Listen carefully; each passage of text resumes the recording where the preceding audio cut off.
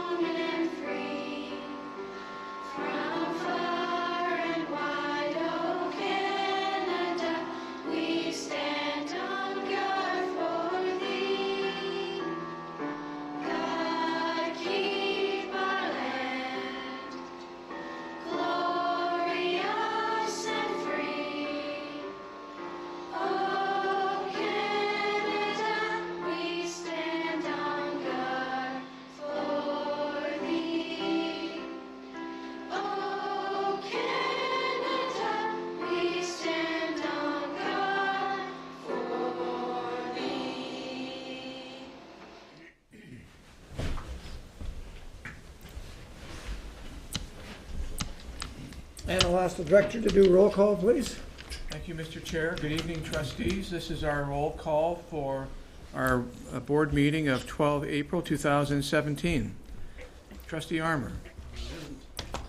First Vice Chair Karkner. Present. Trustee Cram. Present. Trustee Garrow. Trustee Wendy McPherson. Here. Trustee Bill McPherson. Trustee McAllister. Present. Second Vice Chair McDonald. Present. Chair McMillan. Present. Trustee Richards. Present. Trustee Swan. Present. Student Trustee Grace Marr. Present. Thank you, Mr. Chair. Thank you.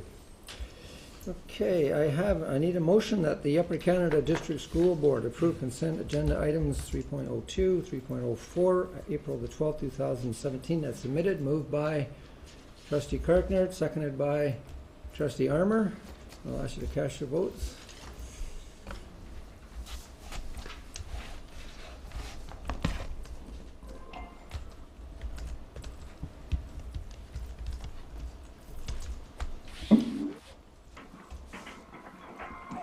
Trustee Armour, are you in favor?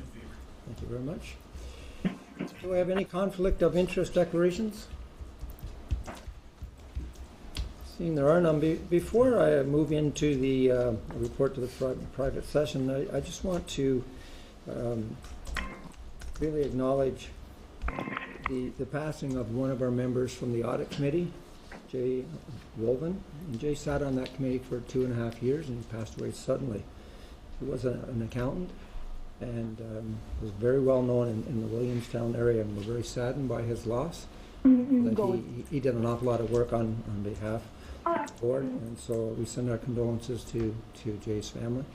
And it's a huge loss. Sorry. Trustees, I'll just ask you to make sure you mute your phones if you're on the lines, if you are gabbing to people. Thank you. Okay, I had a report from the private session, March the 22nd. At its committee of the whole meeting in private session, March the 22nd, 2017, one property matter was discussed and one recommendation was brought forward to the board. And so I need a motion. The motion, or you need a mover and a seconder. The motion is that the Upper Canada District School Board approve the motion carried in the committee of the whole private session under agenda item D1, March the 22nd, 2017. A mover, Trustee McAllister, seconded by Trustee McDonald. I ask you to cast your votes on that, please.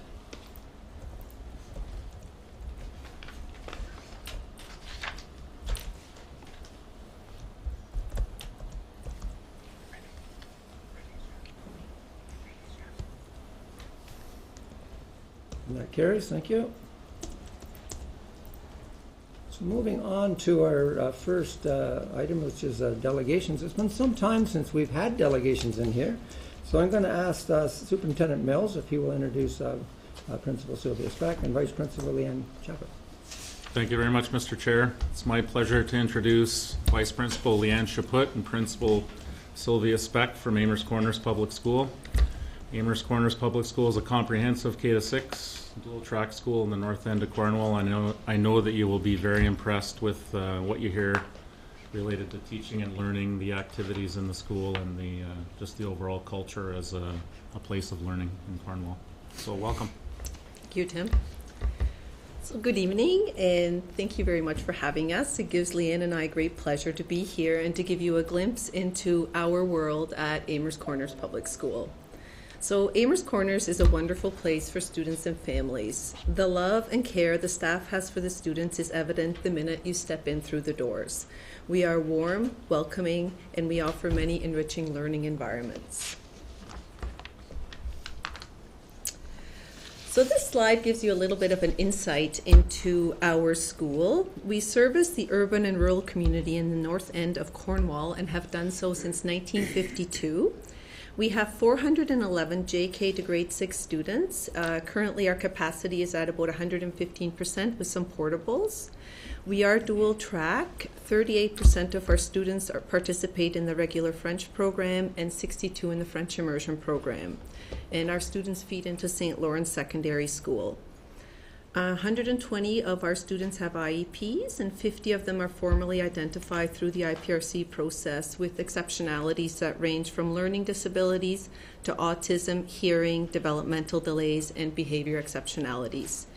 We have a great partnership with the Free to Become Daycare, and we have before and after school programs that are offered. Our school is used 4 nights a week by Girl Guides and a karate group. We also have a nutrition program that provides healthy snacks, and it is run by parent volunteers. Our staff consists of 29 teachers, not an FTE of 29, but we have some part-time teachers, 13 educational assistants, 3 early childhood educators, and custodial and office administration staff. Our school council is quite active, and in 2014-2015 we had a kindergarten wing that was added along with a restructured parking lot and bus lane, and we're very excited because renovations are due to start any day to office space, gym, our roof, classrooms, a new boiler system, and I'm sure some other things that I don't know about yet. So the story of our learners, as you can see from this slide, our readers from our EQAO data, our students consistently improve from the primary to the junior test. We're hoping to see a little more green on there as we progress, but we do have improvement from primary to junior. In writing, our students usually improve from primary to junior, but not always. And in mathematics, as problem solvers, our results show that there is a decrease in achievement from the primary to the junior test. So what are we going to do about all of this? So our team is very hardworking, and we're always looking to improve. Currently, we're in the second learning cycle in our SIPSA for literacy, and our theory of action is that if we engage our students in purposeful guided reading in French and English classes using high-yield teaching strategies, then all of our students will improve their decoding and comprehension abilities. So in order to meet this goal, all of our teachers use comprehensive literacy strategies during their literacy block with a strong emphasis on guided reading in both English and French classes. Our learning resource teachers all have guided reading groups assigned to them, focusing on the classrooms with the highest needs to ensure that these students are getting the most amount of small group teacher instruction. Budget allocations have been made to support this goal with the purchases of French and English guided reading resources, guided reading tables, as well as carpets in the rooms that didn't have them. Our literacy learning team consists of both English and French teachers, and they have spent this year working on effective running records, looking at how they use their running record data to plan guided reading groups, as well as taking a closer look at comprehensive literacy strategies. Students who are falling behind and have an LD profile are participating in our Empower reading groups. As a whole school, we are all focusing on using learning goals and success criteria in our daily practice and tying this back to descriptive feedback and planning. And this is an area in which we are continuing to refine our practices to increase student achievement. Our theory of action in math from our SIPSA is that if teachers incorporate number talks a minimum of 3 times a week, then students will build their confidence in number fluency and flexibility and will more readily share their thinking. And in order to meet this goal, all of our classrooms are engaged in number talks, and our teachers are incorporating accountable talk into their daily practices. Our math learning team consists of both primary and junior teachers, and this is one way that we are working on bridging the gap in our results between the primary and the junior divisions. Teachers are finding that this gap exists due to a number of reasons. One being that if students struggle with reading for understanding, then they have a hard time solving more complex math problems at the junior level. Our focus on reading will support growth in math. And we are also honing in on using number talks and math talks in both English and French. This will help students develop confidence in their number fluency and flexibility, and by having the students work on number talks in French, it enhances the 60-minute math block and it helps the students with their oral French language development. We're also exploring a math reflex program that is targeting level 2 students to help them with more automaticity with math facts. To ensure that we are meeting the needs of the students in the area of math talk and math engagement, we have completed a pre-test asking our students if they feel comfortable sharing their ideas and if they enjoy math class. And as you can see by the data, most are, but there is room for improvement. We then work with our students to hear their thoughts of what they need to make them more comfortable to share their ideas and how we can make math class more engaging. Students readily shared, and their ideas are going to be part of our action plan in our SIPSA. Themes that emerged are having strategies re-explained, giving them more time to figure things out, working in smaller groups, using a variety of materials to show what they know, incorporating games and fun stuff into math, and being thoughtful in our partnering of students. And that brings us to our last slide, which is the collaboration, the resource, education, and wellness kind of all together. So in the middle of the slide, you'll see that we have wrapping wings around our community. And we chose this to be in the center of the graphic because it depicts our eagle wings. This is a group of student volunteers that are a wonderful group of kids who are committed to doing their part to help make a difference in their community and in the world.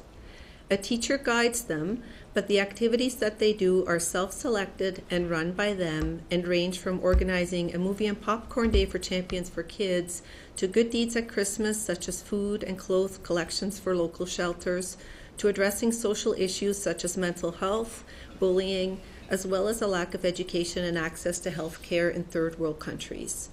All of our grade 4, 5, and 6 students have the opportunity to participate in our Eagle Wings. Building character. As a school community, we have built our focus around respect. The sign that greets us every day as we walk into our school states, "Kindness matters. Please treat others the way you wish to be treated." We try to live through that lens every day. Some of the ways in which we engage our families and students through this is through our Character Always assemblies, our Bucket Filler Awards, and our Michelangelo student projects. Each of our staff members is engaged in this and has 1 or 2 students that they reach out to on a regular basis. They are then that caring adult that the student can connect with. Self-regulation is an issue for some of our students. And to help us with this, we use a program called Zones of Regulation across our school. The Wits for Kids program is another program that we use, and it is based in literacy with rich stories focusing on strategies that kids can use for teasing and bullying. Our grade 4, 5, and 6 students can also sign up for a leadership program called PALS. These students learn games and skills that they then take to the playground to lead games for younger students. Our school council is also involved in this initiative, and they are purchasing a buddy bench for our yard, which will be installed later this spring. Physical literacy, the arts and sciences, and the environment are important areas for us to integrate into our school day because it allows students to explore areas of interest and be exposed to different things. Our students have had the chance to participate in the science fair, to plant trees through our partnership with the Raisin Region Conservation Authority and the Gambier Forest Foundation, to attend the Kinsman Music Festival, go snowshoeing, check out the Sugar Bush, participate in Special Olympics, and take part in intramurals and recess sports. The committed and caring staff at Amherst works hard to ensure that all of our students get the best possible education that we are able to give them, and we will continue to work together. So thank you for the opportunity to tell you about our school. Thank you. Trustee McDonald, they have the honor of having you as their trustee. Do you want to start the conversation off? I like the way you put that. I'm not sure they agree. Thank you, Mr. Chair. I think I wanted to just pick up on something Principal Speck said, the caring and committed staff. And I agree and echo those comments. And if you recall back, there are many initiatives that happen within the community. I remember being at the Gambier Forest a couple years ago with Superintendent Mills and the staff and the students that were there. The initiative around trying to get Hershey to change their color of a kiss to yellow on behalf of a student at the school, right? Kisses for Sean. So there's lots of things that are happening, and those are just some key examples of that. But caring, committed staff, absolutely. But it does lead up to the leadership within the building, and I want to thank both of you for being at the school and doing what you're doing to make the change. I think it's important that we acknowledge where we are and what we're doing to rectify that and to make the changes that you're going to be doing, and the progress that we're going to see as a result of the hard work that everyone's doing. I have to say, the school is a busy school, and I recall one day going in to see Principal Speck, and she was trying to be as nice as possible to make sure that she had time for me, but she really didn't have time for me. Most of us don't. And certainly she was dealing with so many issues that required her that day, because there was a few people that were out of your staff. So lots of activity within the building, and lots of good activity as a result of both of your leadership. So thank you. And just for staff or for trustees, sorry. Amherst Corners, you hear the numbers, 411, and it's over capacity. We've had some addition. We've done some consolidations in Cornwall over the 16 or 17 years that I've been a trustee. Amherst Corners is the only school that has not been consolidated. Since amalgamation, Amherst Corners has been the one school in Cornwall that has always been on its own. No other school is closed and consolidated with Amherst Corners. 411 students, all on its own. I think that speaks to the success and the commitment and the hard work of the staff that are in that building and the results that are coming out. I know when I attend the St. Lawrence graduations, we have great kids that are going through those graduations, and a lot of them are coming through Amherst Corners. So thank you all for the work that you're doing. Thank you. Thank you. Any other comments or questions? I have a question. Go ahead, Trustee Wendy McPherson, and then Trustee McAllister. Thank you. Hi, Sylvia. Hi, Wendy. Hi. Sylvia, I wanted to just go to your slide number 5, where you say, if teachers incorporate number talks, a minimum of 3 times a week, then students will build their confidence in number fluency and flexibilities and will more readily share their thinking. Can you tell me how you come to that conclusion, and how you are, just a little more insight as to how you're working with that to make it so? Thank you. Sure, through you, Chair. I'll try my best.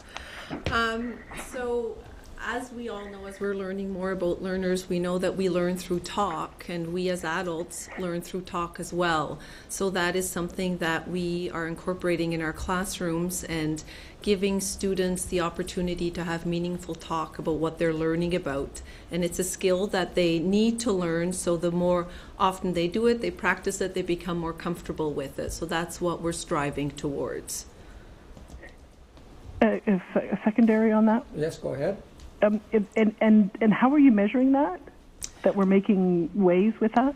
Oh, we did a pre-survey where we interviewed the students with whether they were comfortable with sharing their ideas and giving feedback, and whether they enjoyed math class. And then after we're through this cycle, we'll do a post-survey to see if there's a difference in their opinions. All right. Thank you so much. Thank you. You're welcome. Trustee McAllister. I'm looking, pardon me, I'm looking at your slide, the story of our learners as readers, writers, and problem solvers. The improvement from primary to junior is significant. I guess I'm wondering, to what do you attribute that? And I guess my second question is, with regard to reading and coding and decoding and comprehension skills, what programs do you have in place? Do you have, for example, Empower Reading or anything like that? Yes. So for our students that have, through you, Chair. For our students that have an LD profile, we have the Empower Reading program in place, and we run 2 groups with 7 students in each group, I believe, that we catch through that. Otherwise, in the classroom, what our real focus is on using those high-yield strategies so that everybody's doing shared reading with reading responses, that everybody's doing guided reading, that their writing program is focusing on those high-yield strategies as well. So using those good practices that we know need to happen in the classroom and having the resources for teachers to be able to differentiate for that. And in terms of the growth for reading, I think it's always been a focus of the school for the literacy component, so that is something that we are building on. So I think that's where we're seeing the increase that's happening in reading. We really would like to see those yellows become green. That is our goal. So we still feel like we have some work to do in that area. Obviously, you were having great success. Thank you. Thank you. Are there any more comments or questions? Seeing there are none, I thank you very much for your presentation. Thank you. Thank you. Moving on to our second presentation, I'm going to ask Superintendent Coombs if he'll introduce Principal Chris Boston and Vice Principal Trevor Holm. Thank you, Mr. Chair. It's my pleasure to invite Principal Chris Boston, currently in his 7th year at Gananoque, and Vice Principal Trevor Holm in his 2nd year. The two have formed a really good pair of educators, and Gananoque, which is I think it's our farthest west school, has had a lot of success under their leadership. So, Chris, I'm going to turn it over to you. Thank you. Through you, Chair. Good evening, everyone. GISS is in its 6th year as a 7 to 12 school. Our feeder schools are Thousand Islands Elementary in Lansdowne and Linklater in Gananoque. Despite our small size, the home of the Trojans continues to provide programming opportunities in a wide variety of areas in and out of the classroom. We have a 5th MSIP period that allows for additional support to our secondary students while providing scheduling opportunities for our intermediates to access our specialty rooms in the secondary facility. These include our shop spaces, computer labs, gym, fitness room, learning commons, and hospitality kitchen. Our learning commons is a welcoming and well-used space by all our students and staff. And our Learning Commons informationist is regularly supporting both teachers and students in classes and in the Learning Commons, along with bringing attention to the wide range of resources on the virtual Learning Commons. This year, we're also part of the Native Studies pilot and are offering the Aboriginal Voices course at the grade 11 college and university level. In the classroom, we provide core academic courses and work to ensure that we have pathways that support all our learners. In addition, we offer 2 specialist high skills major programs. The first is our hospitality program. The second is our SHISM in Sport program. In 2015, students from our SHISM program worked with members of the Lanark Leeds and Grenville Health Unit to get the town of Gananoque the provincial designation as a youth-friendly community. Another source of pride is our LINK program. Each year, senior students earn credits and learn valuable leadership skills as our LINK leaders. Then they monitor our grade 9 students, mentor our grade 9 students in that important first year of secondary school. These are just two examples of how our students and staff connect the learning out to support one another and the community while learning critical skills from the curriculum. This strong sense of community and connectedness exemplifies why GISS is the safe, welcoming, and supportive community school that it is. So looking at this slide, obviously we're not happy with both our OSSLT and EQAO math results. We know, however, that these alone don't tell the whole story. For example, results of our OSSLT scores when compared to the combined grade 6 EQAO reading and writing scores of the same cohorts over the past 5 years represent improved levels of achievement. We've been puzzled at our recent results, but encouraged by what we are learning through our learning teams. The teams also act as leaders in bringing their learning to the rest of the staff. We've identified through analysis of our OSSLT results that some of our students have underachieved in making inferences and in using the conventions of writing. Staff have begun to utilize the resources available through EQAO to better understand how student work is evaluated. We're now refining our ability to teach and reinforce these skills across the content areas. In the area of math, we first identified that some of our students are unable to access effective problem-solving strategies when faced with more complex problems. As a result of our teacher support this year, we are now seeing that students are focusing more on the process of how to solve problems rather than looking for shortcuts to just arrive at the right answer. We're now working on developing better ways to monitor the short-term results that we're seeing to ensure that we remain on the right track. The commitment on the part of each of our learning team members has been admirable. They are dedicated and focused on their own professional learning for the sake of improving outcomes for our students. I'd now like to turn it over to my Vice Principal, Trevor Holm, to address the next two slides. Good evening, everybody. If teachers identify the strengths and needs of our readers through the Fountas and Pinnell benchmark assessment tool and use this analysis to implement appropriate strategies, then achievement in student reading will improve. This year, our teachers have been learning to assess student fluency in oral reading and learning to identify appropriate instructional strategies to support students who are below grade level in their fluency. This has enhanced our understanding of students and added to our efforts to differentiate our instruction. Our team has learned a number of pre, during, and post-reading strategies, and we are working to include them regularly across the content areas. We are also learning how to circle back and regularly assess the outcomes for students after having implemented these new strategies. We also recognize the need to support our students around the use of the conventions of writing. We will continue to review student work together in teams to identify specific areas of need and to plan our shared response to any of those areas that we identify. We are wondering, though, how our secondary teachers might learn to incorporate shared, guided, and independent reading strategies and structures into their lesson design to further promote reading across the content areas and to allow for teachers to better focus on students with acute needs.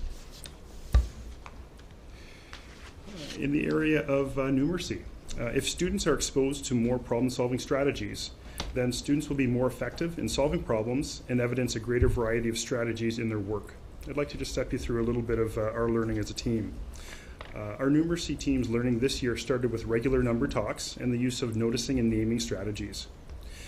Students are now routinely asking for number talks and are very eager to share their thinking, and they look for innovative and new ways to solve problems.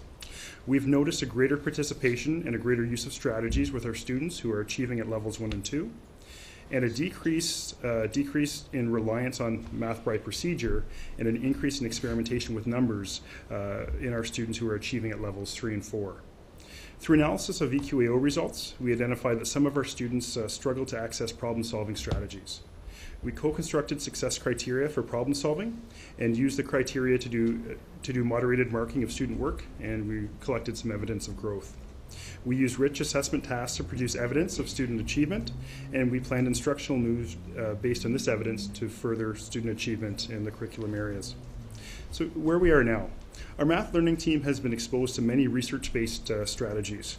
We are confident in our abilities to make student thinking visible, but we have identified a need to return to employing the notice and name strategy in class, starting with creating learning goals and success criteria with the students, and then referring back to that criteria using notice and name. We've also realized the need to better understand and record small improvements that we see and use that assessment to drive our next instructional steps for our marker students. What we're curious about in the area of numeracy and mathematics is how we can set the conditions in the classroom to better promote the natural use of manipulatives during the problem-solving process. Chris? Thank you.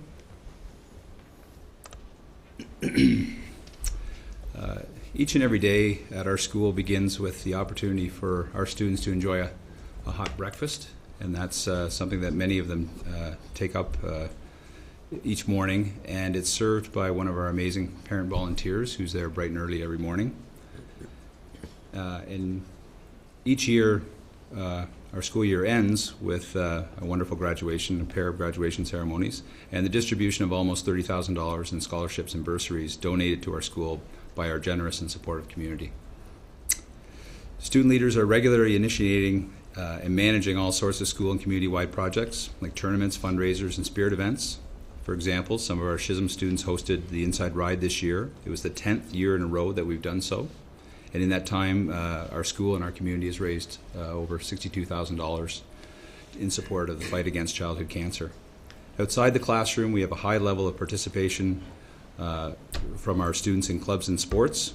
We have our formal student leadership groups, TISC and TASC. That's the Trojan Intermediate Student Crew and the Trojan Activity Student Crew at the secondary level. These groups comprise almost 35 students, so they're very large groups of eager leaders in our building. We have a long tradition of partnering with our local Rotary in the form of our Interact Club. Our Equity Group has a regular presence in our school and was instrumental in ensuring that we have a gender-neutral bathroom available to our students. We boast a wide range of competitive sports teams that are very well supported by parents in our community. These opportunities are available to students because of the high levels of volunteering on the part of staff outside of the regular school day. Each spring, we host a formal athletic banquet that is always well attended by students, parents, and the community. The event celebrates the accomplishments of our school athletes and recognizes the contributions of our staff and community members who volunteer as coaches and donate their time in support of our school. Through our participation in the Tell Them From Me project, we've begun to host student-led workshops to provide students the support they've asked for around the pressures of being a young person these days. We're collaborating with those lead students in making sure that our school has the necessary protective factors to support them. Just yesterday, Dr. Santer from the University of Ottawa hosted 5 workshops for our students on the topics of bullying prevention and mental health. Twice a week, our student support partner is able to provide strategies to students around self-regulation. And we have a counselor from Children's Mental Health who's on site each Wednesday and regularly supports a number of our students. Through our formal learning resource staff, student success teams, and of course our classroom teachers, and right down to our voluntary homework club after school, our staff works hard to get to know each and every one of our students as individuals so that we may better support their needs. In exchange, we see students giving back through the various formal and through numerous informal efforts at supporting one another, the school, and the community. When I asked the school council for a contribution to this school profile for this evening, they provided this following quote: "If asked today for one word to describe our school, it would be family. Whether it's the teachers, support staff, principals, or the ladies that work in the office, everyone takes the time to know the students, to make sure that they stop to ask if everything is okay, because they actually care. If a student needs a little extra support, there's always someone waiting to give a hug, a shoulder to lean on, or just a quiet place to escape for a little bit of downtime. They know what the student wants or needs, and they will go out of their way to make sure that the student gets what they need when they need it." Thank you. Thank you. Trustee McAllister, I believe this is your school. I'll let you start off. Yes, it is, and I'm extremely proud to have Gananoque Secondary School in my ward. And I think Chris touched on a number of interesting words. One was family, and I'll ask you a question in a moment about that. But the school, in my experience over the past 7 years, has become an integral part of the community. And I think that has gained it a tremendous amount of relevance and respect.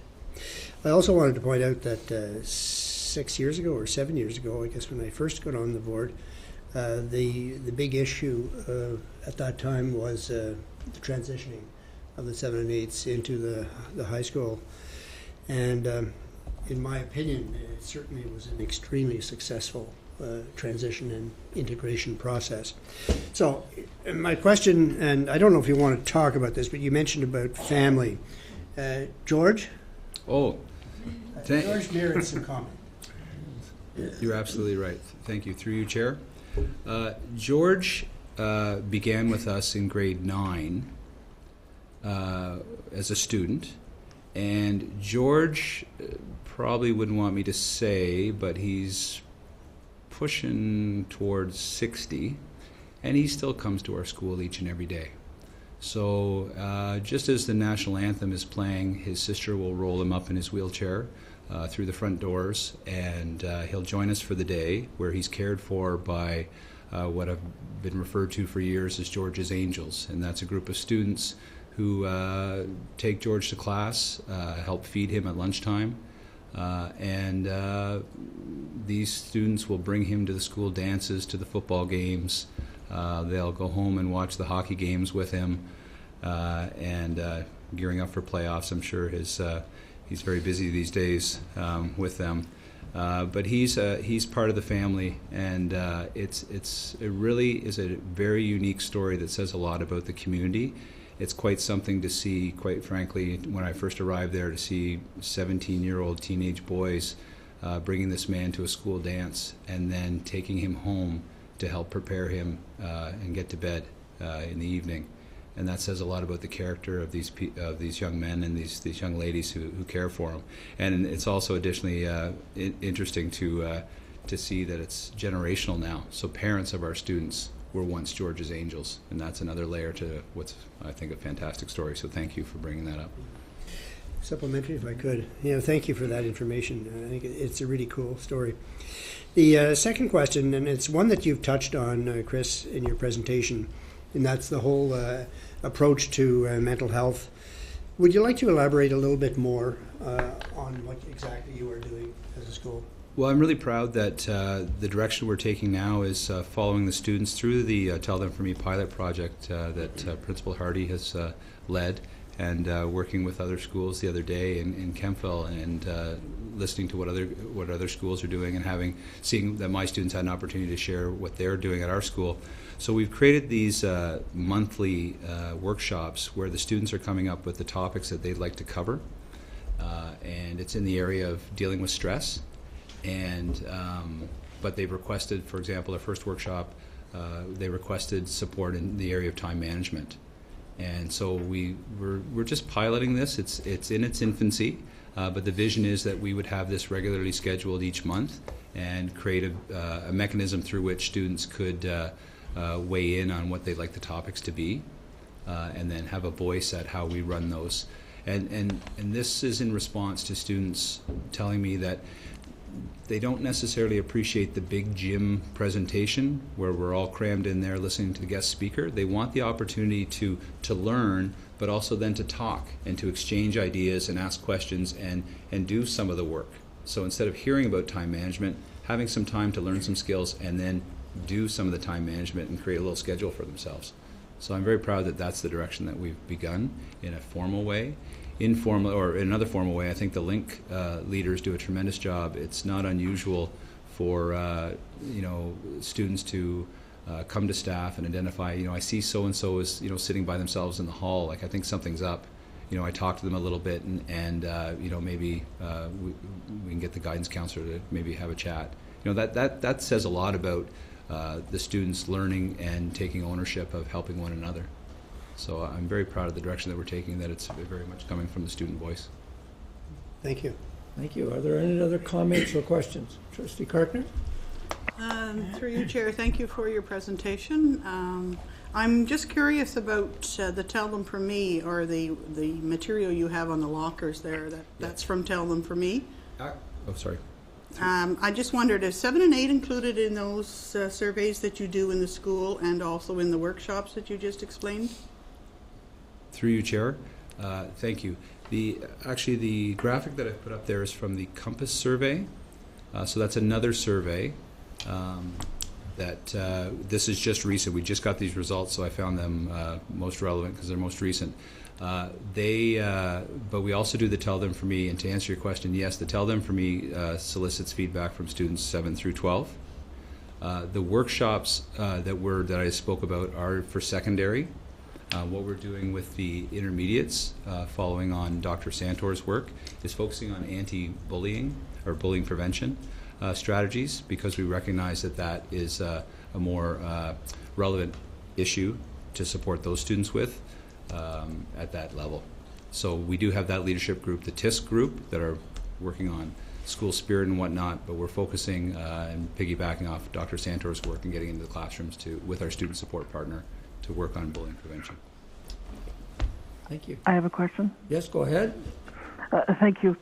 On your slide 5, I'm curious as to your theory for mathematics. If students are exposed, then students will be more effective. How are you measuring that, and how will we, so that we don't learn it on the next EQA test? How are we getting back and ensuring that that is in fact what's happening, that they are getting better? Thank you. Thank you. Through you, Chair. That's been one of our learnings. How can we better take a look at those incremental steps going forward as we do start to employ those strategies? So when we did our moderated marking on our problem-solving strategies, we did create a set of criteria that was posted and visible in the classroom, and the teachers did a pre-assessment before this was explicitly taught. They co-constructed the criteria, and then afterwards they did a post-assessment as well, so that they could measure growth. In the area of number talks, that's something that we're aware that we do need to develop better ways to measure. And looking at the number talks themselves, being a math teacher, somebody on paper who's quite educated in math, that's been a learning for me as we go forward as well. How do we measure? How do we measure and how do we specifically quantify what we're seeing with our students in terms of the number of strategies, how much more broadly they're getting as they're talking about mathematics? We do, of course, hope to see a bump, a considerable bump in our EQAO scores coming forward this year, but that is an area that we are looking at that we recognize we need to better quantify. All right, thank you. Okay. Director, London. Mr. Chair, through you, in addition to the steps you heard from Mr. Holmes, Gananoque School is also part of our renewed math strategy. You may recall that the presentation from Superintendent Allen in the fall, that we have 2 types of schools, increased support and intense support schools. And because of this opportunity that Gananoque Secondary has, they are also participating in a data collection tool called Achieving Excellence in Applied Programs. And we did receive results recently that would suggest that the school, in terms of semester 1, grade 9 applied math, that the number of students who went from level 2 to level 3 and 4 has increased by 15%. So the efforts that the school is investing in is making a difference. The revised math strategy and our staff development approach that we have in the district about our math days, and you've heard from Superintendent Allen about I-squared days as well, is also raising to a level of discussion about how to plan instruction with a very precise way, and then provide feedback on how the students achieve, to report those results, and to be very specific in tracking it. As you know, this isn't the only school that's participating in it, and we have many other schools that have experienced success. But it's come together very nicely, I think, for this school, and I credit the staff and the leadership for investing in this and being persistent, because that's part of how we're going to get better at how we're doing our learning in our schools.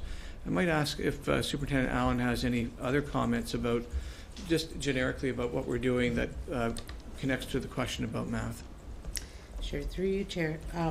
As well, all the schools and the teachers that are involved in the revised math strategy are also part of a survey that we did, a pre-survey at the beginning of the strategy, and there'll be a post-survey at the end for both for the staff in particular.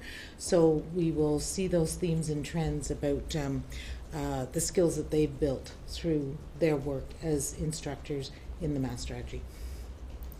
Thank you. Any other comments or questions?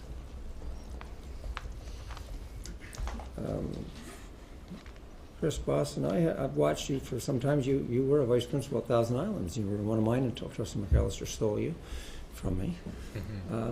I've always seen you as a very innovative and on the cutting edge as a principal. And I always admired that in you.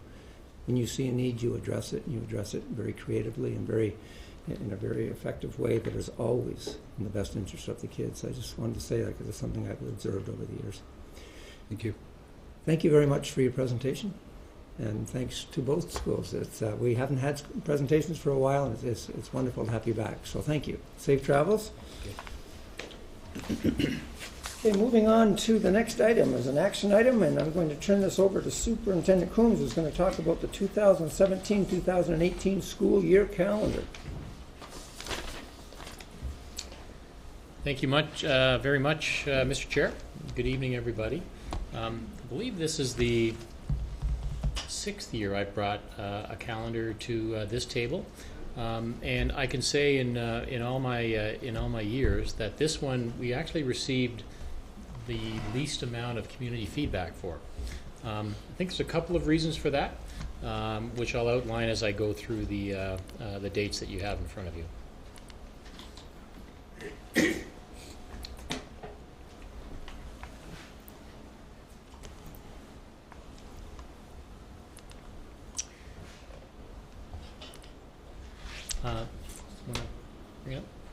So you'll see that that we will begin on September 1st with a PA Day. September 1st is the Friday before the long weekend. The first day of school begins on September the 5th. We have equally distributed PA days throughout the entire year. You'll see one in September, October, November, and again January, April, and then 2 in June, one at the beginning of June for report cards, and one at the end for school closure and wrap-up. Probably the thing which parents leap to first of all is they want to know when their Christmas break is, and you'll see that similar to this year, there is a Christmas break immediately following Christmas lies right at the a couple of days after school breaks on the 22nd. Actually a little bit better than this year. It was a little bit tight this year, close to the Friday, but there is the weekend to get ready for the big day. And also, of course, that leaves an extra week after New Year's with a return to school on Monday, January the 8th. That was very popular from this year. People enjoyed that, and the feedback we received, the little feedback we received this year, we only received about a dozen comments from the community, was very positive about that. You'll also notice the PA Day at the end of January, and again in April, and the March break sitting right in the middle of April. Easter a little bit earlier this year, next year, at the end of March and early April. This is balanced completely. Instructional days are balanced between the first semester and second semester for secondary, and it means that the 29th of June is the first day of holidays for our students, we then have the weekend, and of course the July holiday beginning in the 2nd of July. So that's the calendar. Again, the few feedback comments that we received were, for the most part, very positive about this, and I bring this for your approval tonight. Thank you. First, I should have actually asked for the motion, put it on the floor. So I'm going to put the motion on the floor, and then we'll have a discussion. I need a motion that the Upper Canada District School Board approve 2017-2018 regular school year calendar for submission to the ministry by May the 1st, 2017. Moved by Trustee Karkner, seconded by Trustee Richards. And I'm going to open the floor to comments or questions.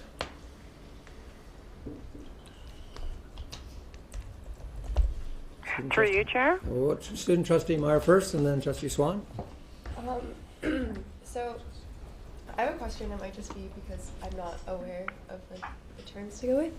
But from my experience and seeing the calendar again, we'll be ending first semester on a Tuesday. and then PA day following that, and then starting second semester on a Thursday. I guess my question is, have parents talked to you about, or what's their reasoning towards that, rather than ending second semester with PA day on a Friday? Because to high school students, it makes more sense in our head than to start again on Thursday. Thank you.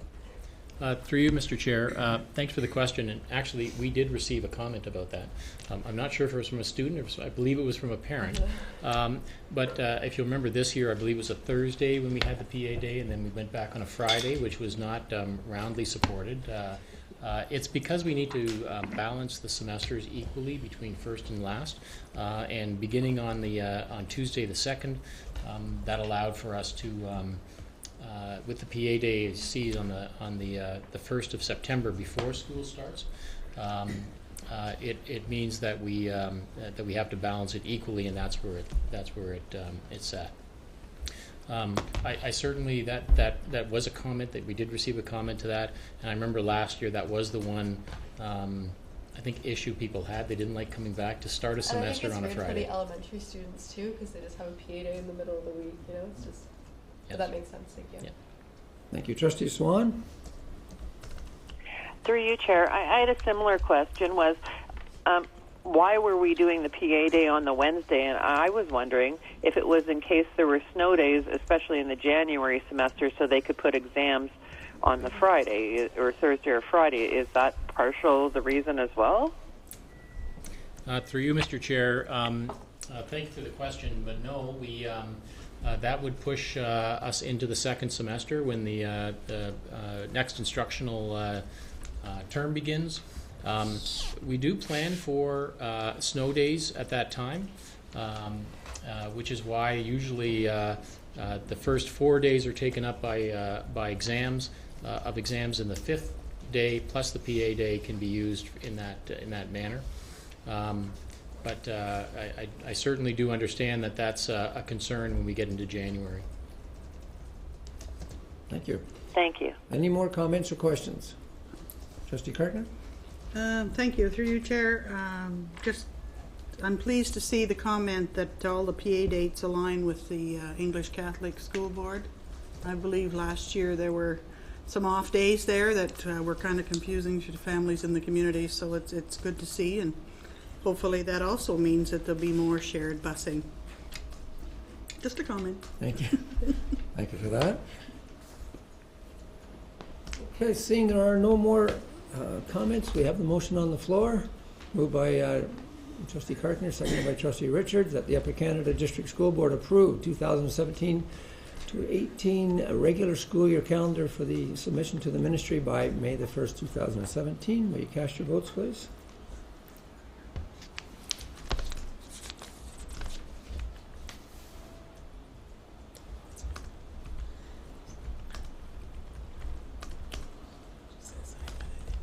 And that carries. Thank you very much. Trustee Swan? Thank you. Thank you very much, Superintendent Coombs. Moving on to the next item is I'm going to turn this over to Director Sliwa, who's going to introduce the agenda item, and then it'll be followed by Superintendent Coombs and Superintendent Dawes talking about school consolidation and student transition preparations for September 2017. Thank you, Mr. Chair. Through you, trustees are aware that with the completion of the Building for the Future Pupil Accommodation Review and the decisions that the board made on 23 March, that the ministry has a stated expectation that boards are expected to establish a separate committee to address the transition for students and staff. Now, that's not something that would be new to our board. We've recognized that whenever the board's gone through a very difficult conversation about school consolidation or closure, that part of the inherent expectation is that we properly address the needs of students and staff so they can have a comfortable transition, and that the parent community and the public are well advised about our steps going forward. Tonight, Superintendent Coombs and Superintendent Dawes will share with you some of the details about what does that look like as we go forward. We've operationalized that beginning immediately during the week of 27 March, so that we could start to address some of the natural questions and speculations that that students, their parents, and our staff have about what's the next step, so that folks could remain focused on instruction and recognize that we are also attending to the next level of work that comes with any kind of consolidation or closure, which is about making sure that it's done properly, sensitively, and with due regard to our students and their needs. So I'm going to ask if Superintendent Coombs could begin the discussion of the slide deck, and all three of us are prepared to answer your questions that you might have this evening. Thank you. Thank you, Director, through you, Mr. Chair, and good evening again. I'm going to begin our conversation talking about the transition planning that we have begun and some of the details surrounding that planning. The last time we did this was beginning in 2008. Again, I don't know if I'm showing my age or my experience, but I was part of those transitions, and I recall the work that went into them. And one of the great learnings for me was that the more that you can closely align and work with communities, the more smooth the transitions are for students. And certainly, I think our experience then will serve us well this time. So really, we're asking a question: what steps are necessary to make sure that our students are ready for September in 2017? It really is about the students. It's not just about the students, though, and I would say that you also have to make sure that the parents are comfortable with where the students will be landing and what their experience will be like. What we really endeavor to engage in is a process whereby when the students hit the doors on September the 5th, 2017, it's not the first time they've been there.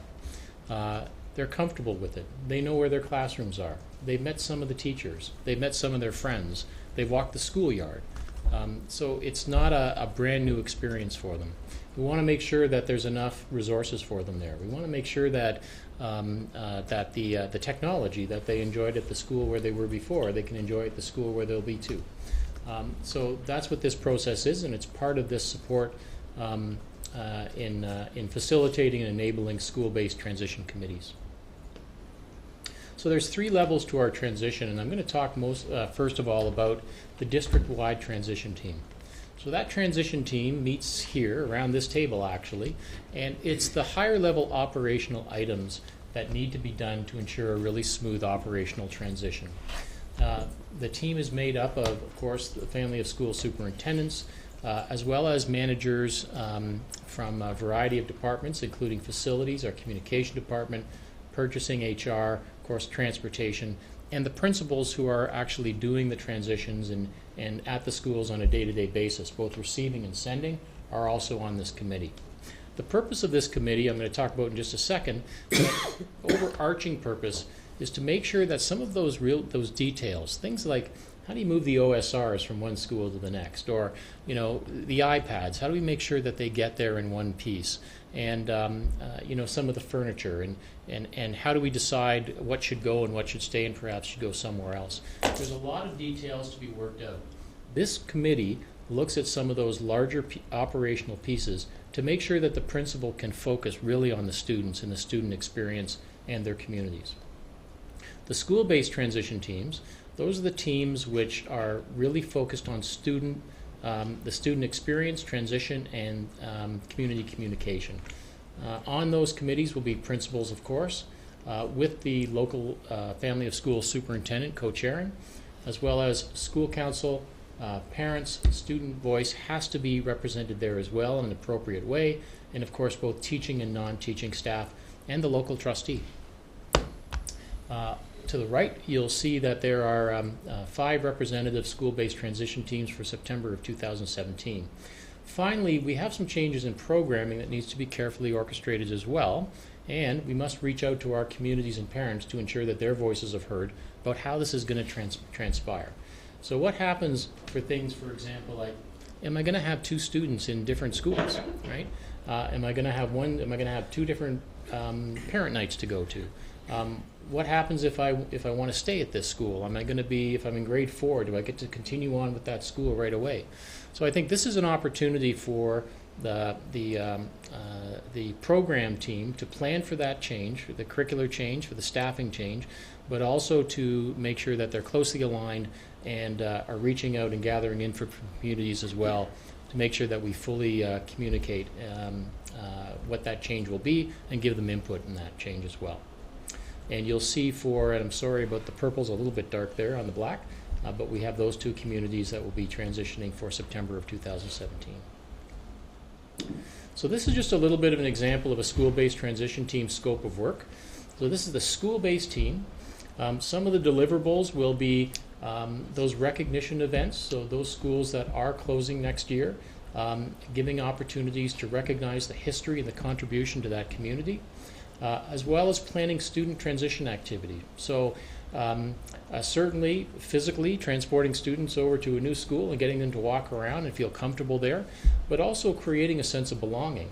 That might be a little bit different, and I know it was in 2008 and 2009 for each community. So some of our transition teams are already planning, if we could have sweatshirts for all the kids or new t-shirts for all the kids, things like that. Events and ways to enable students to feel like they're not going to a brand new school, but their school. Also communicating the transition planning to the greater community to make sure that we're all on the same page and make sure that they understand how we're endeavoring to do this. And of course, always aligning with that district-wide transition team. So the principals and superintendents who are on the school-based team are also sitting around this table planning some of the higher operational issues as well. Again, it's to ensure the smooth and inclusive process to implement the changes.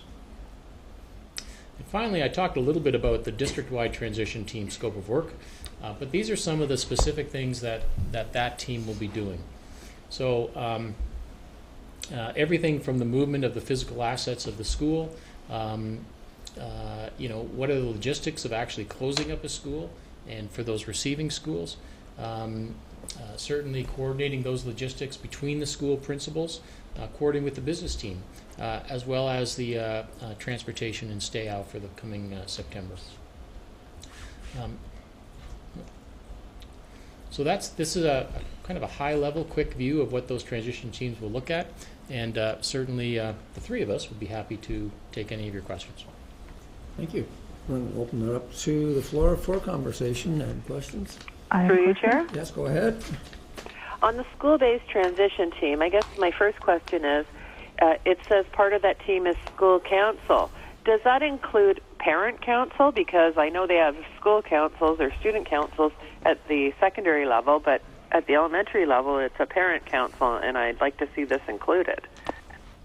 Through you, Mr. Chair, absolutely, Trustee Swan. That's certainly parent voice through the school council will be sitting on that on the committee. So I meant school council. I may have said student council when I was doing my presentation, but certainly the school council and the parents involved with that will be on the committee. Okay. Trustee Carter. And a secondary? Okay. Yeah, go ahead, Trustee Swan. And then I'm on the dual track planning, and I know you're just looking at schools having dual track effective 2017. But the slide, and I know we've had discussions, Superintendent Coombs, but it does not show that it's anyone more than superintendents, principals, or program staff, though you did mention we'd be reaching out to the community. And I just wanted clarification why that isn't in writing on the slide or why this isn't a part of this written presentation. Sure. Thank you, through you, Mr. Chair, again. Yes, and I'm glad you pointed that out, Trustee Swan. Certainly a big part of the planning for a move for dual track will have to include the community and parent input.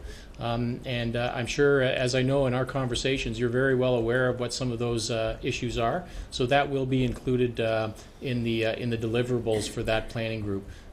Certainly the parent, reaching out to the parents so that they have A, input, and B, are fully communicated with, will be a very important part of the work. Thank you. Thank you. Trustee Kartner. I've got a question from community already, from the Plantagenet community about what's happening to some of the materials, or they would like something out of the school because they were involved in the school in the past. I directed them towards the superintendent, but I didn't know whether that was the right channel. But at this time, I I think I'm right in sending them to Val. Am I? Director, you want to go start that one? So, Mr. Chair, through you, I'll begin and then ask Superintendent Coombs or Superintendent Hobbs to join in, because it depends on what articles people talk about. In terms of our asset distribution process, our first step would be that the receiving school gets the first option of what they believe that they need to have in order for supporting instruction and student programming. From there, we'll be asking then the family of schools where that school is located about whether or not they would require any of the resources if the receiving school didn't require that. The third step is we would ask schools throughout the district if they would require the resources, if in the fact that neither the receiving school requires those resources or already has a fair allocation of that and feels that that would not be needed or necessary, and in the event that the family of schools doesn't require that, then we'd offer it to the system. So, I go back to what Superintendent Coombs mentioned at the start of his presentation to us, and that is we've become very accustomed over the last many years about what does it mean to listen carefully to communities about what kinds of things are of significance that they hope would follow the students.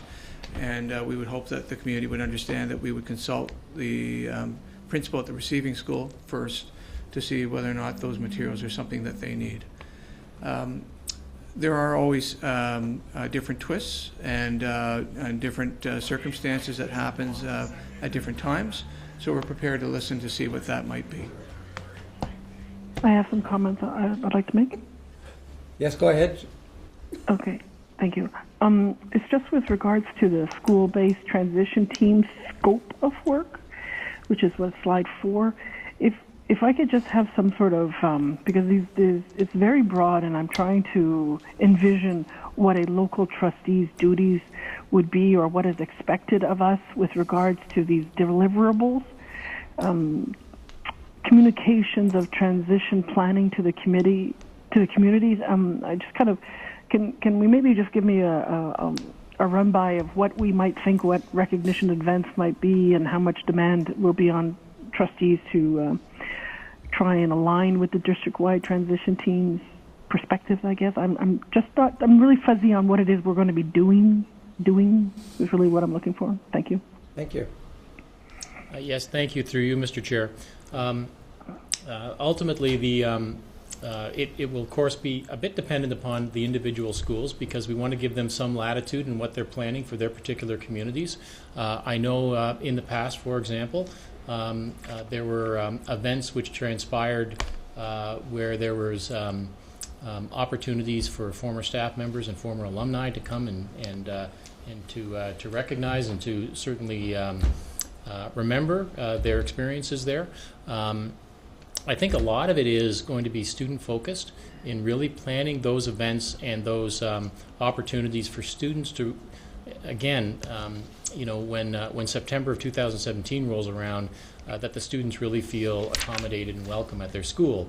So I think the majority, and I don't presume to tell the trustees and what exactly how much they're to do on these committees, but I would say certainly having the trustee input into some of these events and some of these communications I think will be very important. So it's really the experience of the trustee and their knowledge of the community I think will be the biggest thing of value for these committees. Okay. Thank you. Trustee McDonald. Thank you. Through the process, through the ARC process, we heard from many individuals about how great their schools were, how great the teachers were, how important those teachers were in their lives. And I can tell you through experience that those teachers in the schools that those parents talked about also exist in the schools that nobody talked about. We have great staff. We have great teachers. Those teachers that everyone spoke about are the exact people who are going to ensure that Susie and Johnny and Billy make the transition to a new school seamlessly. Whether those students have special needs or whether those students are high functioning and will perform no matter what, every one of our staff is going to make sure that those students that they've taught or will teach are ready for the next challenge. And there's no doubt in my mind that that's going to happen. And so, I'm happy with the process that we see, and I'm happy with the way it's moving forward. I will speak, though, to a point that Trustee Karkner raised, and I think it's important for us that as much as we embrace, something may not be needed at a school, there is still some value memorabilia-wise from one school to another. And it's important for us that we're not trying to forget the past. We're trying to embrace and recognize the past. So whether it's memorabilia or those types of things, but move forward and look to a future that we can create some new memories, new memorabilia for those students. But always having that opportunity to bring some of that stuff forward, I think, is important, because there is an attachment to that with some of the students. They recognize that that's the trophy that I won, or this is the award that I won for that. So I think we need to make sure that we have that as part of our strategy moving forward. So, I look forward to some future updates, and there's no doubt in my mind that our staff and even the trustees that are involved will have some great meetings and ensure that everything is great for and moving smoothly for our students. So I appreciate the work that's gone in so far. Thank you. Director. Mr. Chair, through you, I wanted to comment first from what Vice Chair McDonald mentioned about the role of our staff, and I would have to echo that. That's absolutely correct, that we have caring staff, and they are very attentive to our student needs, and they want our students to be comfortable in terms of the transition that's forthcoming. At our very first district-wide transition work team discussion, we had principals telling us how their staff were already in dialogues about shared events where the receiving school was going to be involved in some types of activities for the students who were going to be transitioning there soon, would have advanced time together and start to build rapport and familiarity with the sites. And I can assure you that that's been a past practice when we've been confronted with these types of situations before, and we would continue to do so. About the topic about school memorabilia and artifacts that the school has generated that helps to anchor people about their story and their past. I'm sorry I didn't hear that the first time, and I want to assure you that that is a priority, and I'll ask Mr. Coombs to comment a little bit further, because his past experience in being involved in these types of transition committees and how that's sort of tempering how we'll be approaching in the future with these types of discussions. Thank you. Through you, Mr. Chair. Yes, we've back about 10 years ago when we did this before. All the schools held an event. Some were over a weekend, and I can say that all the events that I went to were they were nostalgic, but they were extremely positive. And it was an opportunity for many people who had not returned to the community, and certainly to their school for many, many years, to have a look back. Not only that, it was really a coming together of the community. Former staff members who had moved away, certainly people who had moved across the country came back for these events.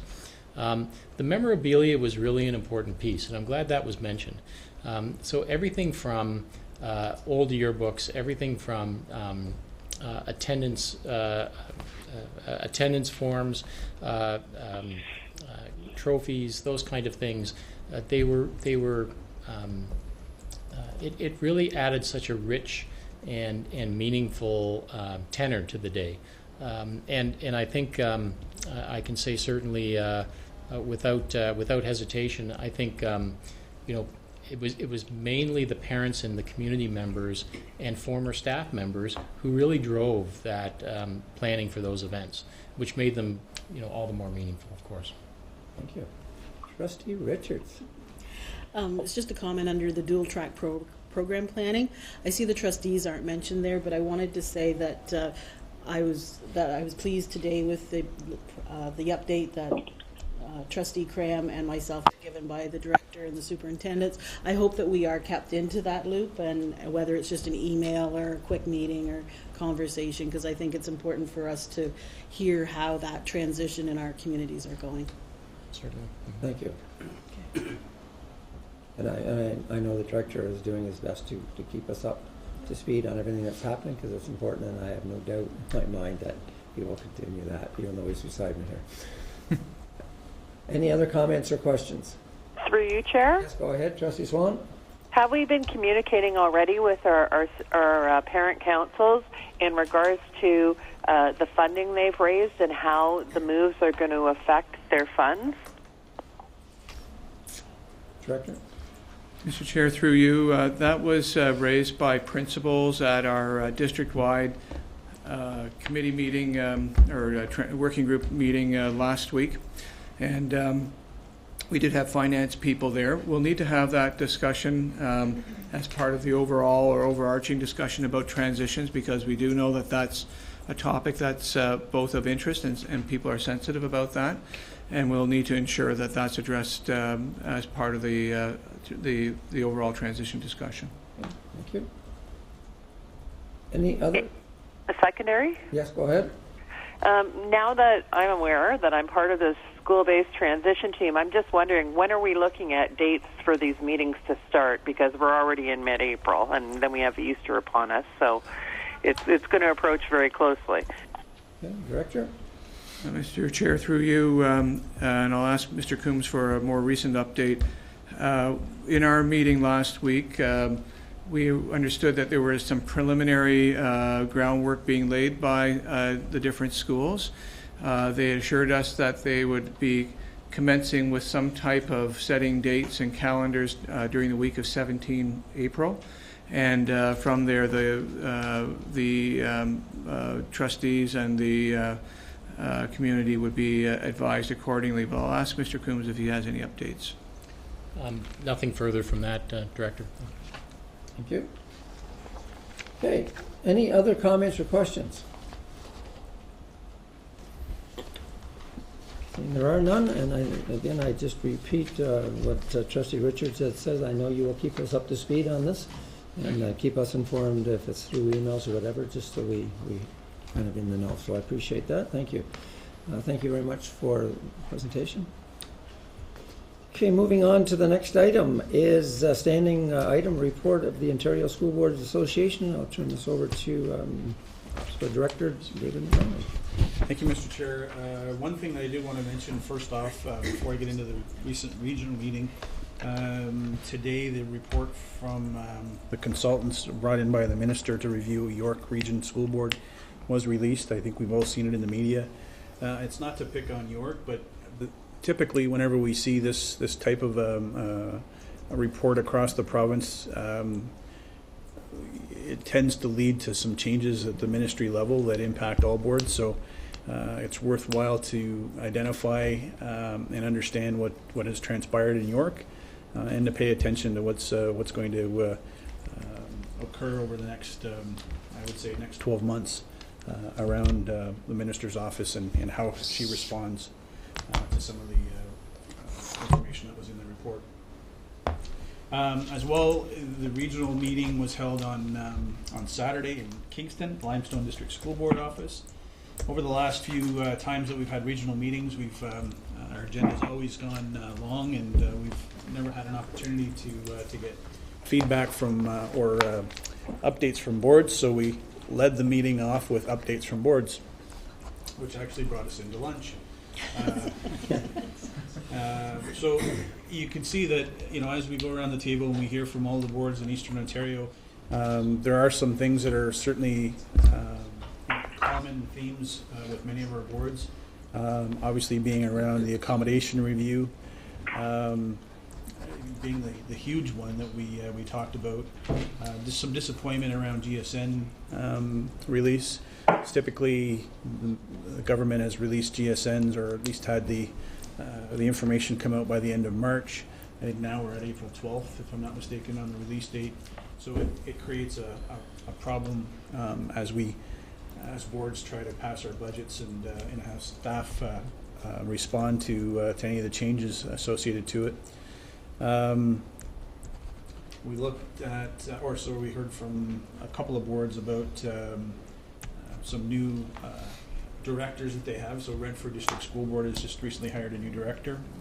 And Renfrew also gave us an update on a unique arrangement in Whitney, where they have an agreement with the Algonquin Lakeshore Board, where they have provided, Algonquin Lakeshore has provided space to the students of Renfrew District School Board to operate. So there's 23 students that are going to be moved into the Catholic school, and Renfrew will still provide the education to those students. So it was a good experience to be able to hear what's happening in other boards, and certainly highlight the fact that we're not alone as we deal with many of the issues that are facing us, whether it be financial or whether it be many other things. So it's certainly enlightening whenever we hear other boards and some of the strategies that they're using as well to deal with some of that. So the next thing that we discussed was the OPSPA issues. So just an update on OPSPA issues. As I said, the GSN's on April 12th. As you're all aware, recently legislation was put in place and collective agreements have been extended. There is some funding associated with those collective agreements. We don't really have the specific details on the funding, but that will be part of the GSN rollout on April 12th. We also got a labor relations update from staff. We spoke about the trustee honoraria survey. So you recall that I provided a link to trustees about the survey, and I won't steal your thunder, Trustee McAllister. I'll let you bring that up afterwards. A trustee honoraria survey, the honoraria that trustees get comes out of the line called Board Administration and Governments. It is directly related to funds flowing from the ministry. Some of the survey responses, I guess there was 60% response rate. 87% of those surveyed agree that the base should be increased. Our base is $5,000 for all trustees across the province. Well, 5,000, whatever the change. We're not talking $20,000 here. So is it 59? It's 59 now. Okay. I can buy a new pair of shoes now. 87% agree the base should increase, and 79% indicated the role does not depend on enrollment, because as you're aware, there's the base and then there's the enrollment amount. So as enrollment goes up or down, so does the scale on the salary. And so that was, I didn't actually take down all the points, but those were the key ones for me. What does that mean? Nothing right now. So we'll see if that actually moves into to anything, and the ministry pays attention to the survey, or it just simply gets put on thank you very much for your input shelf. But we also talked about the remote and rural review. There were some changes associated to it. So there is a roadshow that's going on. There are 3 parliamentary assistants that have been appointed or tasked with going out into communities to have some conversations with members of the public and with boards. That review is going to take place between April 28th and May 26th. There's going to be a discussion paper coming out so that we have an opportunity to review. There will be daytime sessions for boards, trustees and staff, I believe. Perhaps maybe it's just staff on the daytime. There'll be evening sessions for the public. There are 3 themes: strategic ways to educate rural students, leverage board space, and funding associated to educating rural students. Those are those 3 areas that they're looking at.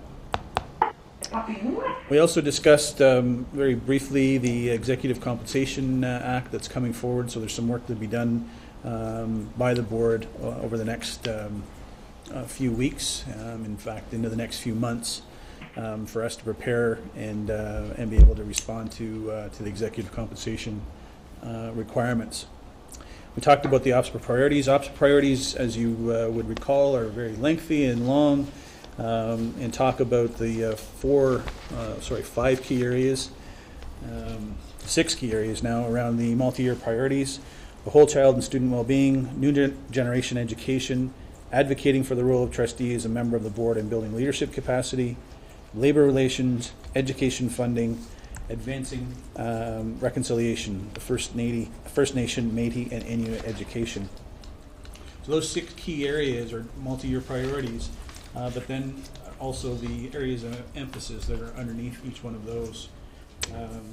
A summary of progress to date has been provided, and we really we didn't add as a regional group, but we certainly highlighted some key areas that need to be, I guess, perhaps not focused, but brought into the conversation.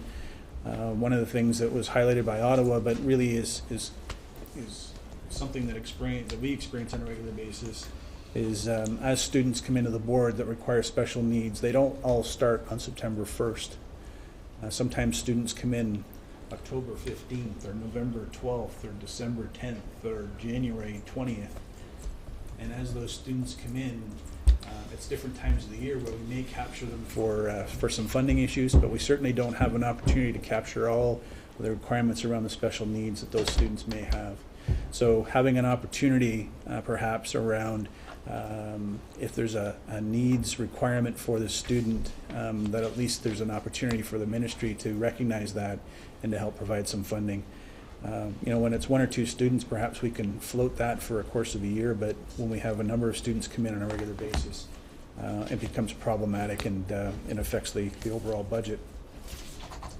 The final point that was on our agenda was around external research requests.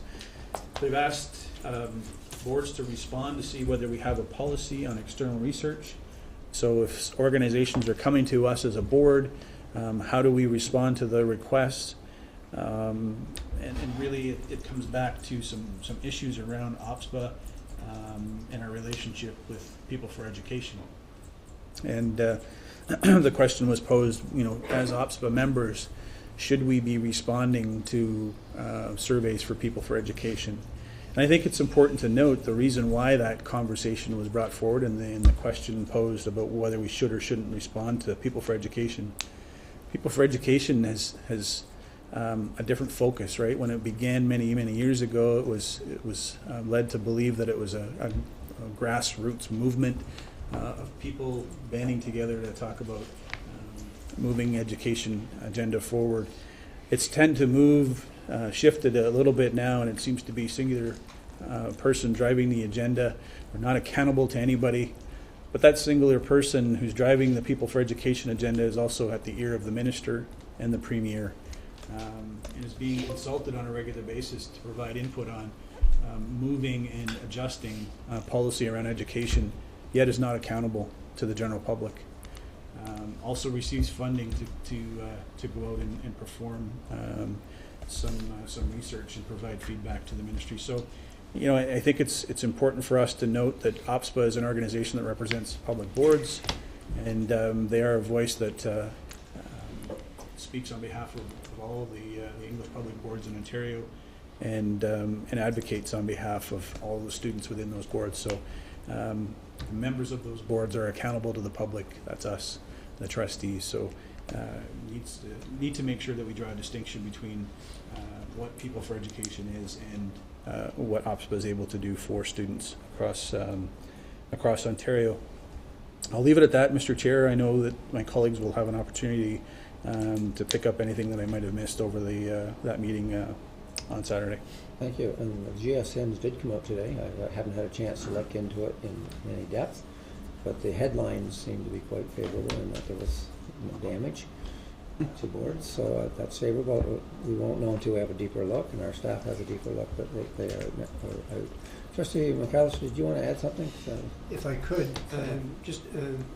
one of the interesting things about these meetings is that we do pick up hints, good best practices from other boards, and I don't know the details, and perhaps, pardon me, Director Slewell would, but the Renfrew District County School Board has some sort of a project relating to prom night and the safety of prom nights, and maybe we could find out more about that it's just one thing I picked up. The other is a topic that was raised and recognized currently as a growing problem is the issue of violence in the workplace and in schools and classrooms. And I believe that is an issue for us. The third thing is with regard to one of the OPSPA priorities. OPSPA has issued an excellent paper called Learning and Teaching in a Digital Age. And that paper calls on the ministry and the government to lead the way in establishing a vision for digital education. So, and I would recommend that if you go to the OPSPA website, you could find that particular paper. It's rather concise and short, but it deals with 5 topics, one of which is, they are authentic student engagement, inspiring and inspired teachers, skills for a digital age, responsible digital citizenship, and equity of access and equity of opportunity. So those are a few issues. So, thank you. Any other trustees want to comment on that or questions? Trustee Kirkman? Just one of the topics that Trustee McDonald brought up was the students coming in partway through the year.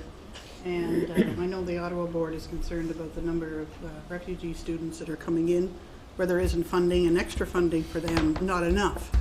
I imagine, we have that problem as well, maybe not to the same extent with the numbers, but it's certainly a problem that some of the boards are facing in our eastern region. And there was a conversation about community hubs, and it was kind of comforting to know that some of the other boards are just as confused as we seem to be at times, or I am, I should say. I shouldn't say the royal we, at how we're going to make that really work the way the ministry expects us to. So those conversations were all good, and I was pleased to be able to attend that meeting on Saturday. Thank you. I was glad that you mentioned the honorarium. There was an article recently in our paper where the director and I were in the picture.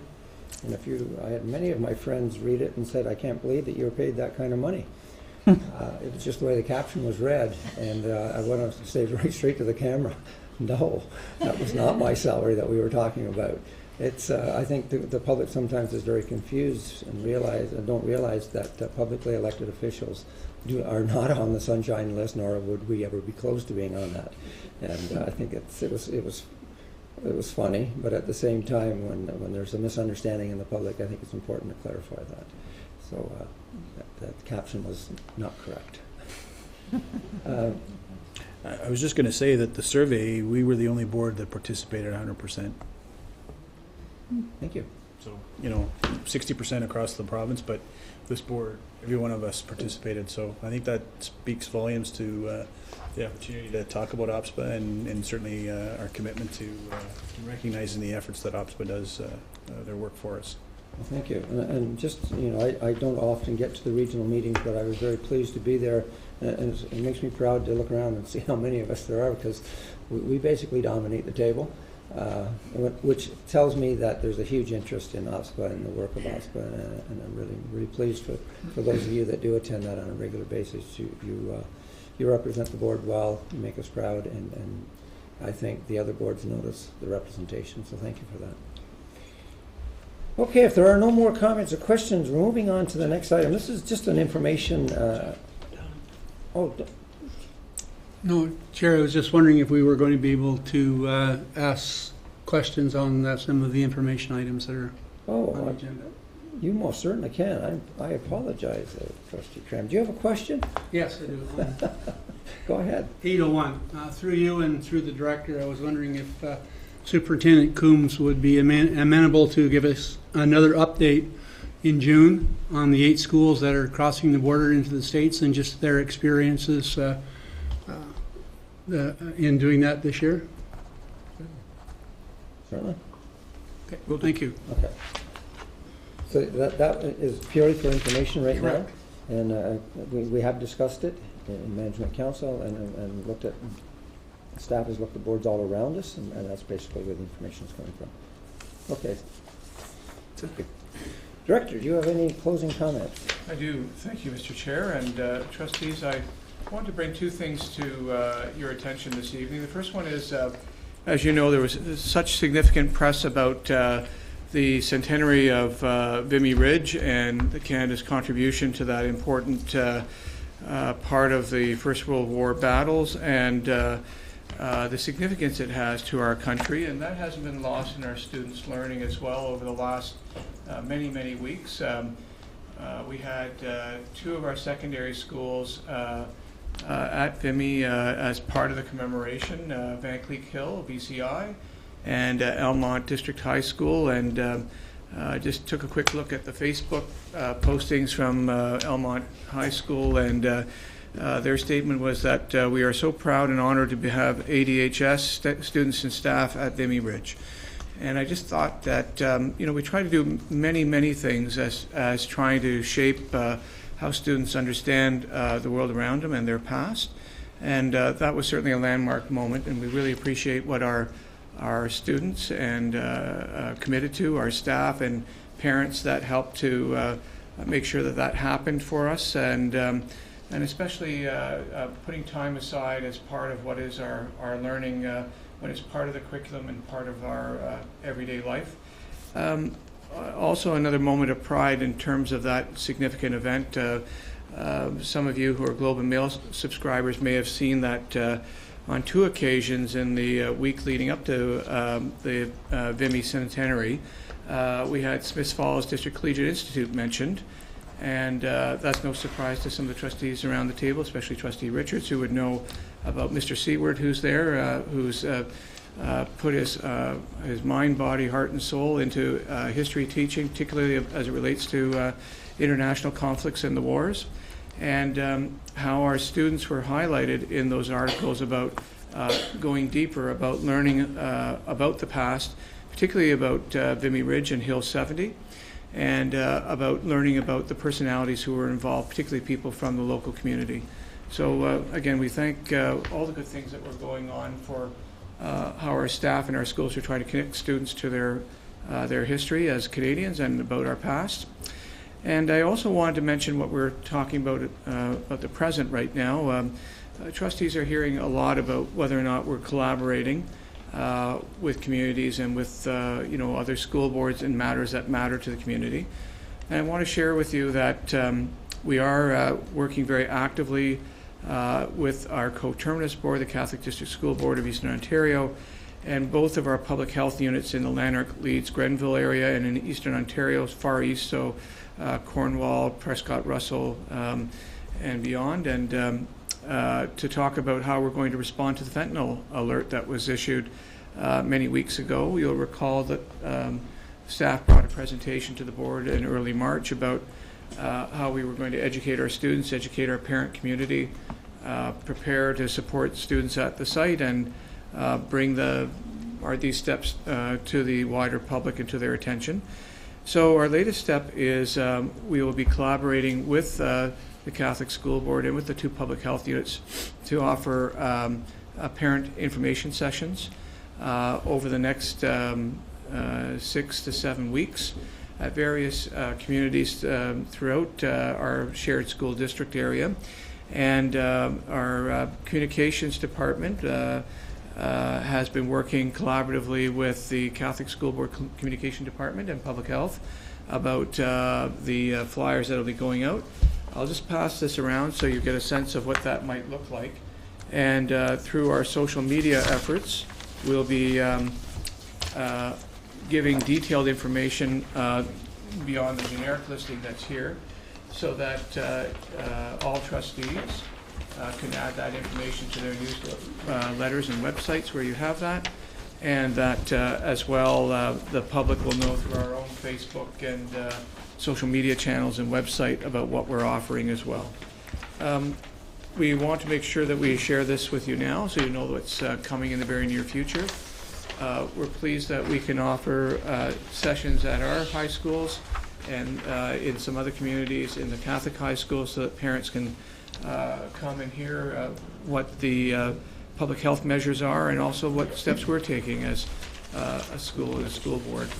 And I want to mention as well that, and to assure you that in these types of matters, it's not a case where our district just defers to other people and their expertise. We had a very important staff development session on March 23rd where our health and physical education teachers learned about addiction reduction, and our public health unit was also part of that co-presentation. So there was a curricular side to it and a community health side to it.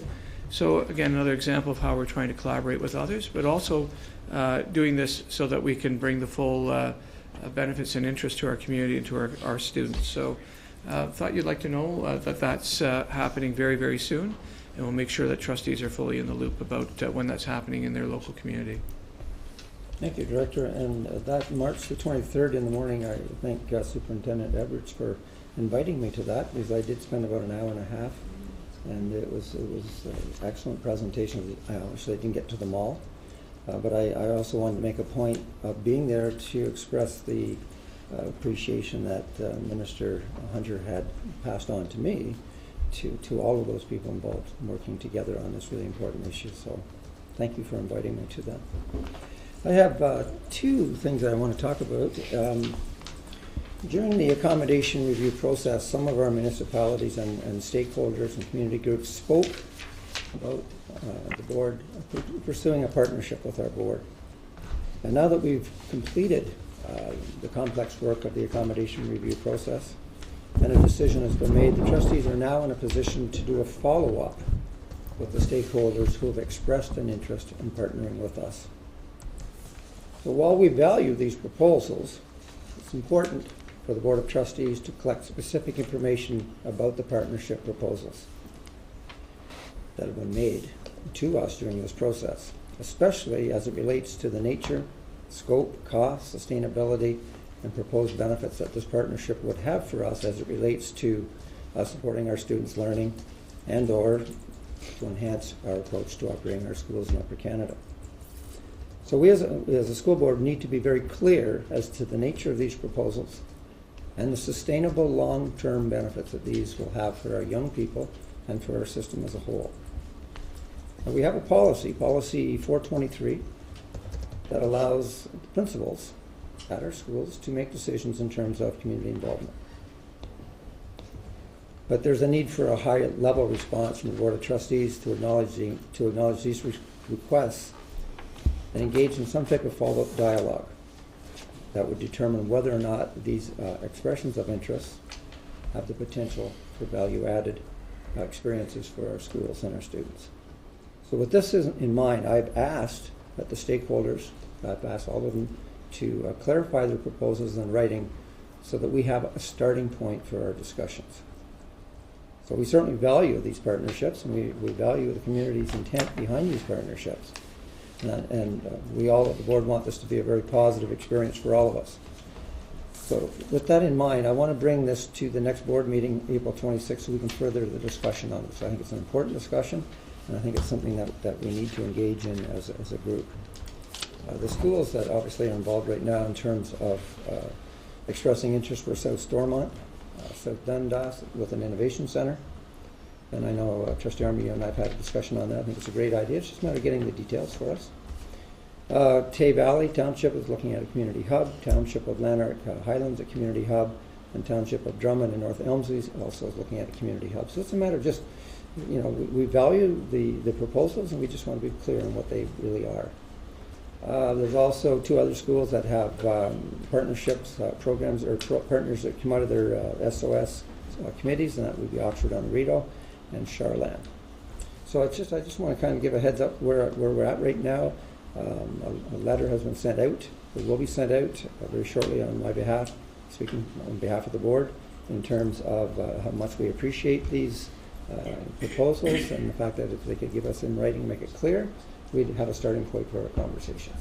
And then, of course, I'll come back to board on the 26th, and we can talk further about what we want to do in terms of our involvement in that. The second thing I want to just bring, I don't want you to think that this has left my mind, because it certainly has not.